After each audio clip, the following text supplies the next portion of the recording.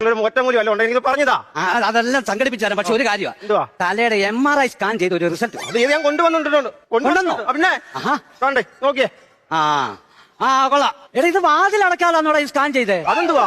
വന്നോന്റെ പോയോന്റെ എല്ലാം തലയിനകത്തുണ്ട്. ഞാൻ ചോദിക്കട്ടെ, അവരെല്ലാം വന്നിട്ടുണ്ടോ? ഇല്ല. ഇതെവിടുന്നാ എടുത്തേ? അടൂരുന്ന്. ഇല്ല, അവിടെ കൊണ്ട് കൊടുത്തിട്ടേ നിന്റെ തല എവിടാന്ന് വെച്ചാൽ അവിടെ ശരിയിട്ടുണ്ടോ? ഞാൻ അവിടെ പോയിട്ട് എപ്പ വരാനാ? എന്നാ എന്റെ തല കൊണ്ട് പോട്ടെ. തലവേദനയ്ക്കൊരു മരുന്ന് പറഞ്ഞതാ നിങ്ങള്. അല്ല, പിന്നെ ഒരു മരുന്നുണ്ടായിരുന്നല്ലോ, ജയമോദക വെള്ളം. ജയമോദകോ? ഐമോദകമൊന്നല്ലയോ? എടാ, മോദകൻ രണ്ടെണ്ണം ഉണ്ട്. അവര് രണ്ടുപേരെ എൻഷല IMJ ആണോ? ഈ മോദകം എന്ന് പറഞ്ഞാൽ ഞാൻ സുഖിയനാകുന്നു. അത് നിനക്ക് മതിയോ? അത് വേണ്ട. അപ്പൊ ജയമോദക വെള്ളം കുടിക്കണം.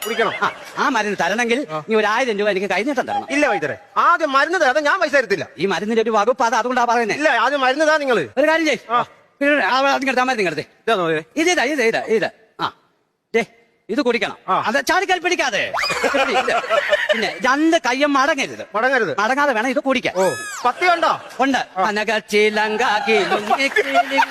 കാഞ്ചന കാഞ്ചി കുലുങ്ങി.